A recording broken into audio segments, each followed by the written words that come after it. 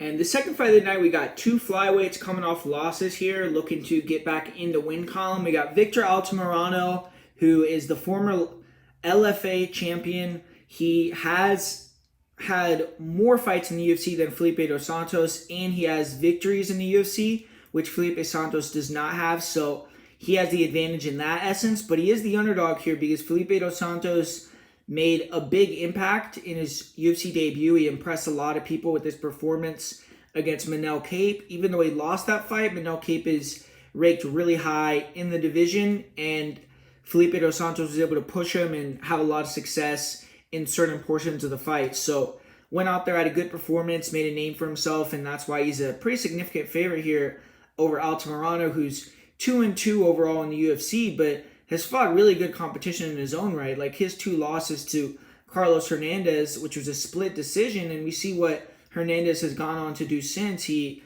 has gotten that really nice victory over Denise Bondar, and even though he doesn't have the greatest record in the UFC, I do rate him. And then he fought Tim Elliott, who I think is like a top 10 fighter currently. So taking that loss, there's no shame, and it's a much different stylistic matchup than the one with Felipe dos Santos. And one thing that is often a reoccurring thing in terms of MMA betting is when a debutant in the UFC comes in, they have a really impressive performance on short notice against an established fighter, and then the next fight they come out, they're a big favorite, and then they take a loss. So to me, this is a really tricky spot. Like if you see people having a lot of confidence in Dos Santos, I wouldn't go with him on that. I feel like Altamirano's being disrespected on the line. I think the line is crazy. I see this as more of a pick'em type of fight. You look at Felipe dos Santos' resume, I don't think he's done anything at all to warrant being this significant of a favorite over Altamirano. And then you just look at it matchup-wise, I feel like it's a pretty close matchup. Victor Altamirano isn't the athlete that Felipe dos Santos is in terms of he doesn't have the power. He's not as explosive and fast. He's not as dynamic to watch. When you're just looking at the two guys, I could see why you could say, okay, this guy's a significant favorite over the other.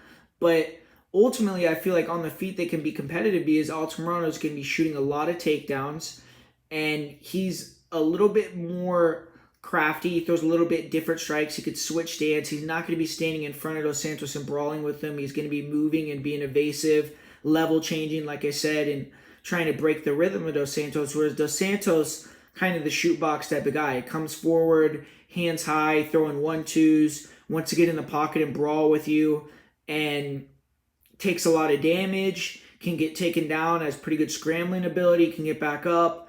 He doesn't have that submission game really of a lot of the other shoot box guys, but pretty good get up ability. And then his cardio and his durability are on point, so he can really push that war brawl style type of fight.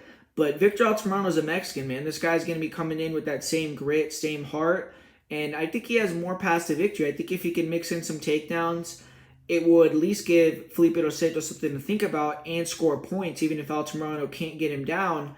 And then on the feet, if the takedowns are there and Altamirano's not just getting walked down and disrespected because of his lack of power, then I think it could be competitive because I think Dos Santos is going to be a little bit weary of closing distance to end up in another wrestling exchange. And I think Altamirano can kind of pick at him, move, avoid the big counter shots and the big punches of Dos Santos as he comes forward, and just kind of slightly edge it there. So ultimately, with the line being how it is, I have to go with Victor Altamirano. I think he has the experience edge. I think that this fight being in Mexico is an advantage for him. Both these guys, Altamirano trains in Texas, and Dos Santos obviously is over there in Brazil, so they're going to have to figure out how they are going to adjust to the elements and everything like that, and if they're going to be affected by that. But ultimately, I think if someone does get tired or is more affected, I think it's going to be Felipe dos Santos. But one thing I like about this card is it's 155 and under. It's like a WEC card, so there's no heavyweights. They're going to get tired in 2 minutes in the elevation and put on a super shit fight. So this is going to be entertaining more than likely, but I think it's 50-50 fight, like -110, -110. So ultimately, with me thinking that, there's no way that I could pick Felipe dos Santos. So I'm going with Altamirano, and I'm going to say he wins a close decision.